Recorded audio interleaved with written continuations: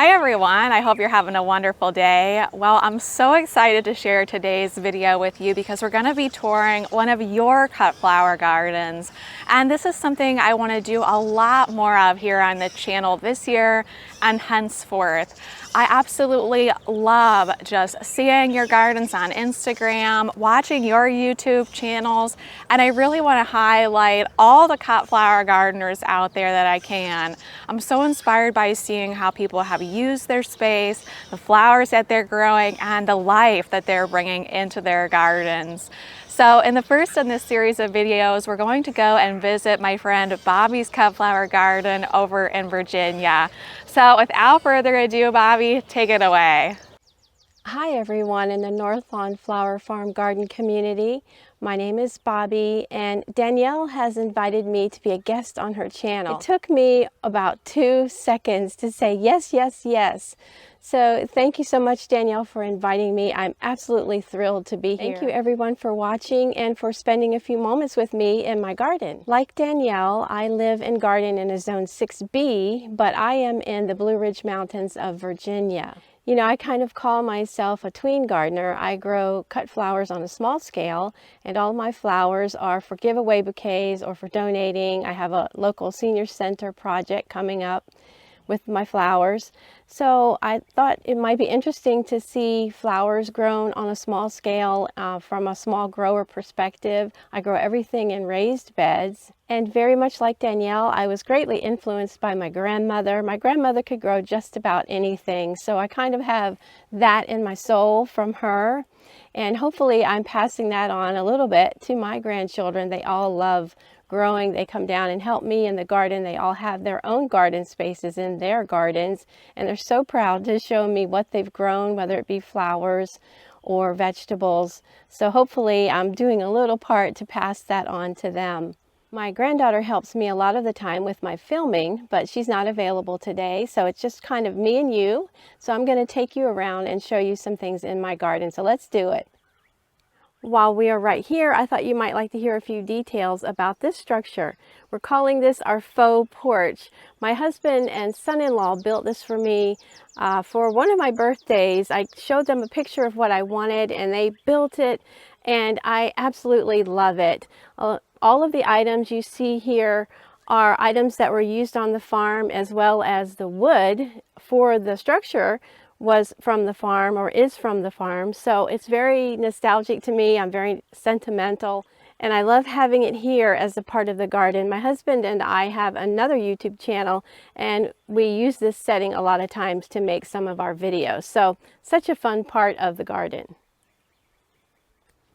When we first put this garden in, it was about half the size it is now, and I'm throwing a couple pictures up on the screen so that you can get a backup shot of kind of what it looks like. But I started out growing mostly all vegetables and with a few flowers smattered in here and there. And it was all in-ground growing, so I didn't have any raised beds at that time. And then over the years, I kind of transitioned to mostly a pollinator garden.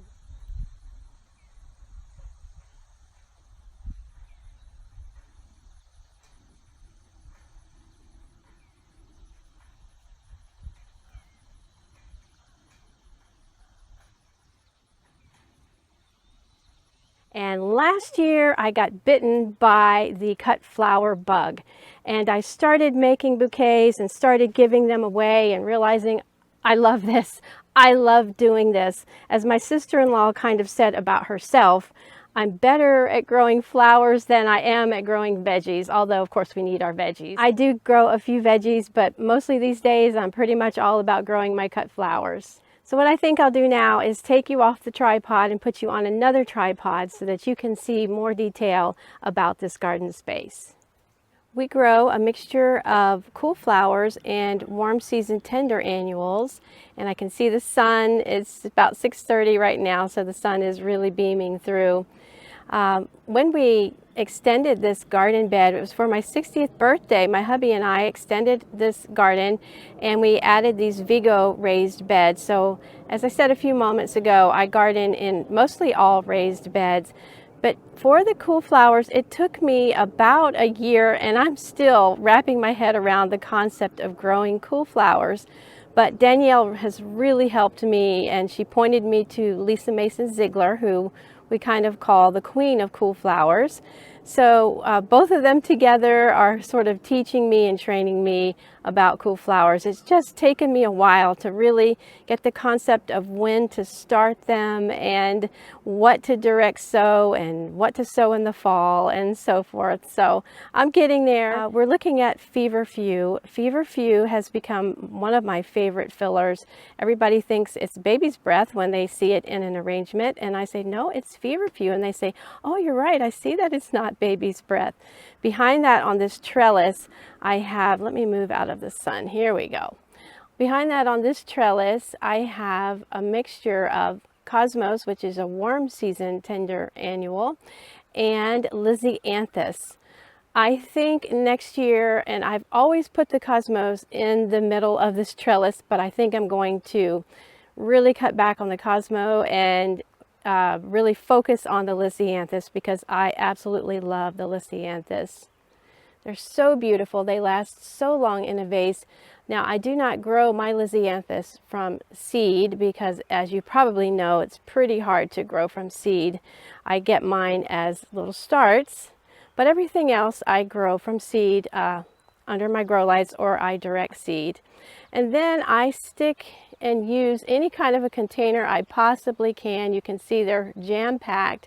That's basket flower in there, which is considered a cool flower. And then some more Cosmo and some Ageratum, which is a warm season tender annual, which I grew from seed under my grow lights. I use a lot of basil in my cut flower arrangements, and I'm ashamed to say I don't use a lot of basil in my cooking. This is Pesto Basil, but I use a little bit of different types of basil in my spaghetti sauce, but mostly all for my cut flower arrangements. And then I just like to stick some things in there for fun. You know, not everything in the garden has to work for you. Some things can be pretty and fun, like this little container of petunias, and I have a couple of them hanging on the fence. All of these beds are hooked up to a drip irrigation system. I do like to water at the root, but let me say that if you don't have access to do drip irrigation, it's totally fine. You can grow your cut flowers and you can garden without a drip irrigation system. It just so happens that I have a hose bib here in the garden and I was able to hook up to it, so it worked out really well. And I've chosen not to bury any of my drip irrigation tubing because I kind of need to see where everything is.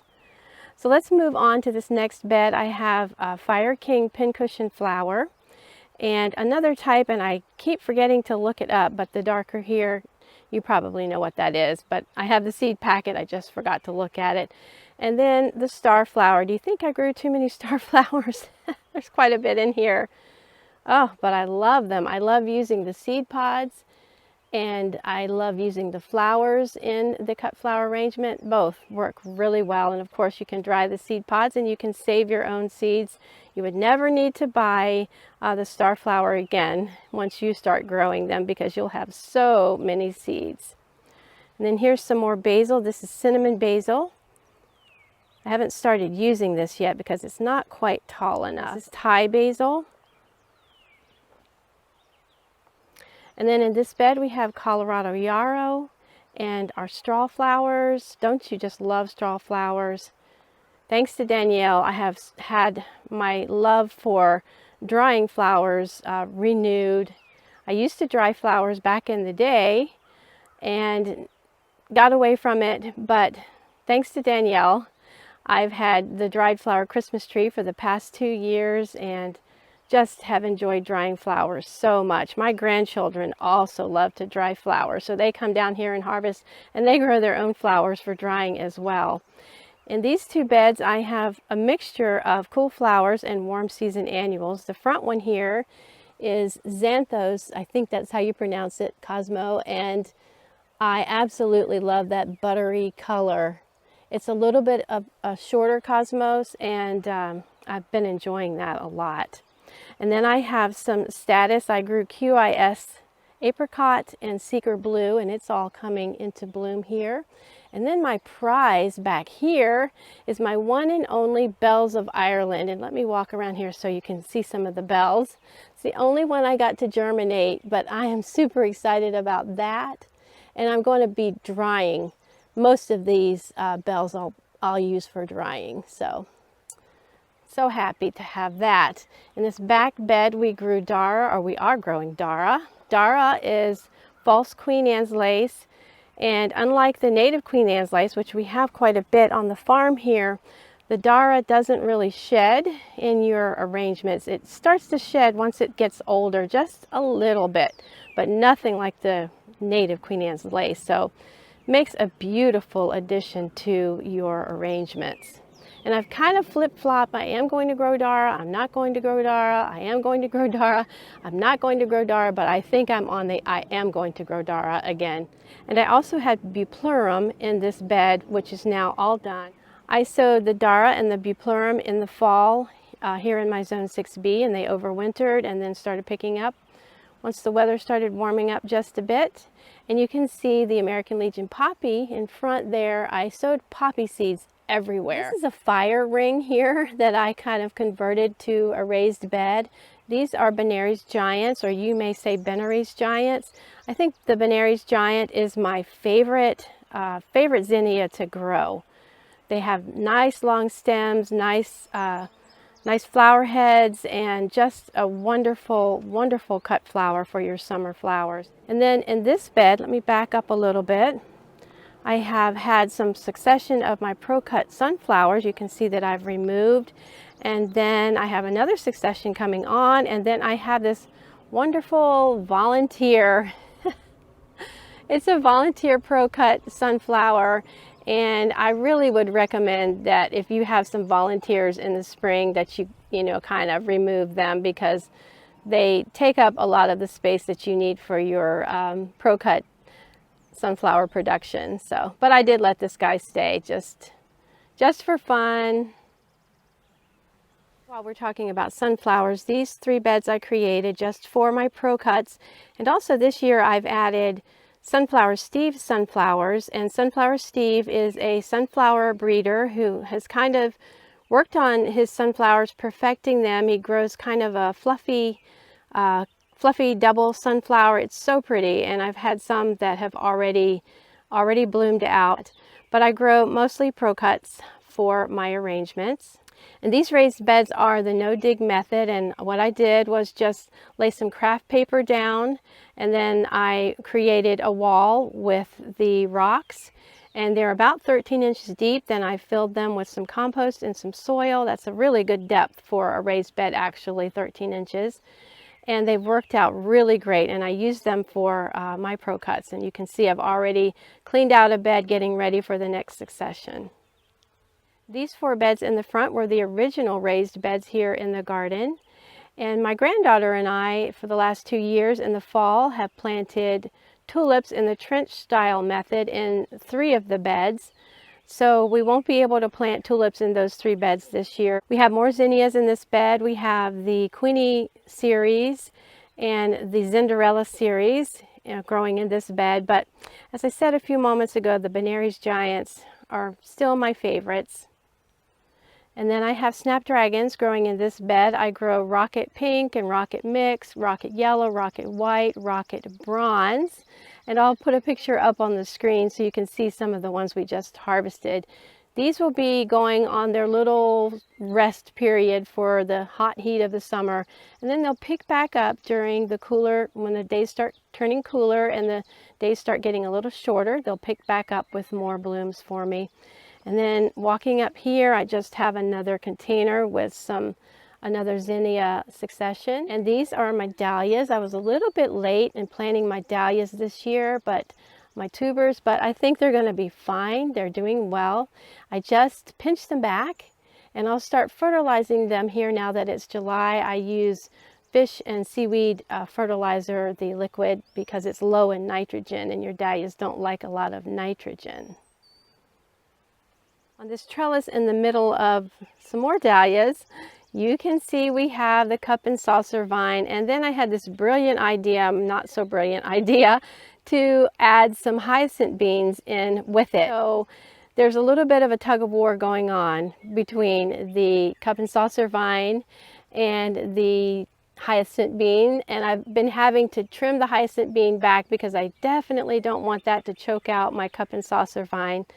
So we'll see who wins. I sowed that on the cup and saucer vine on February 16th, and then I waited and waited and waited until the weather got just right, no frost in the forecast and warmer nights, because cup and saucer vine is very sensitive. So anyway, we'll see who wins. Hopefully they both will produce some pretty blooms for me. Let me also add that when you have a cut flower garden, not only do you get to use the cut flowers for your bouquets or to sell or to give away or whatever you do, but you have the benefit of attracting pollinators. And I'm just crazy about pollinators, as I know Danielle is. Birds and hummingbirds, of course, that's her logo. I have hummingbirds just visiting my garden all the time, and lots of butterflies. So anyway, that's just one of the added benefits of having a cut flower garden, is you get all the pollinators, the bees and things like that. In this bed we are growing Celosia. You might say Celosia. I think it's kind of regional, don't you think?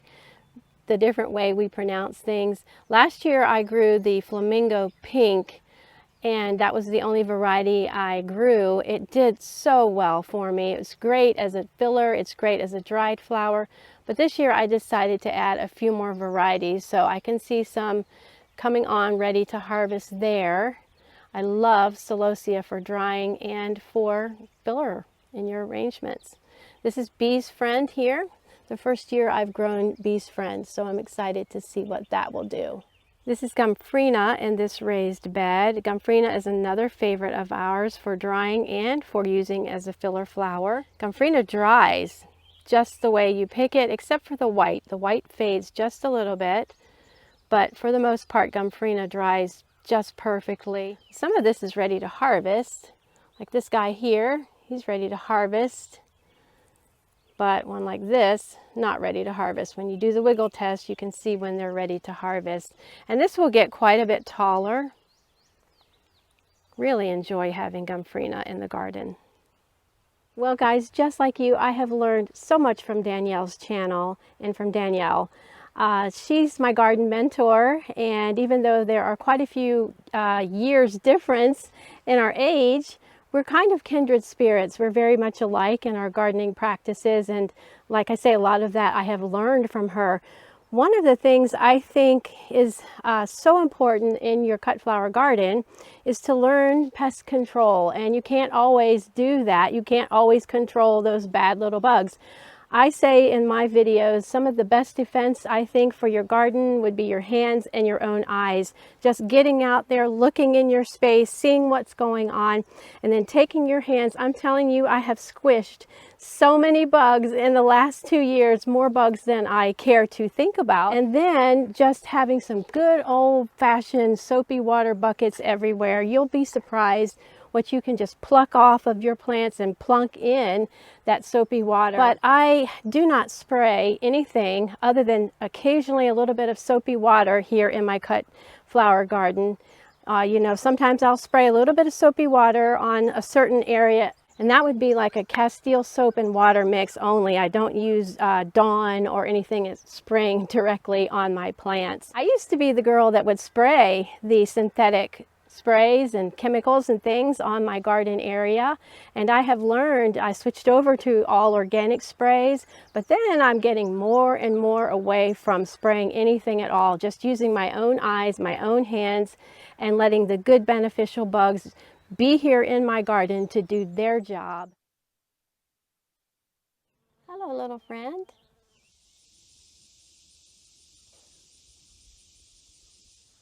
Danielle, I'd like to thank you again so much for having me, and thank you to all of you for watching and spending a few moments here in my garden.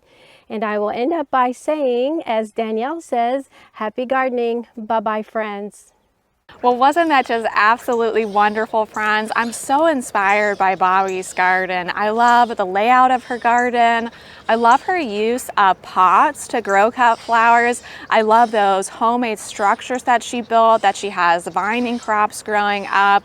There's just so much to learn and love from one another, and so much joy by just getting to know other gardeners. I feel like gardening is like no other kind of hobby, because when you meet another gardener, it's like meeting an instant friend. You know, sometimes you meet a fellow gardener and they're your friend for the rest of your life. There's just kind of that instant connection, almost like we're all kindred spirits when it comes to gardening. So I'll be sure to link Bobby's YouTube channel in the description section below. Would you join me in thanking her in the comments section for taking the time to film and edit this video for all of us? I want to wish you a great day, and like Bobby said, happy gardening. Bye.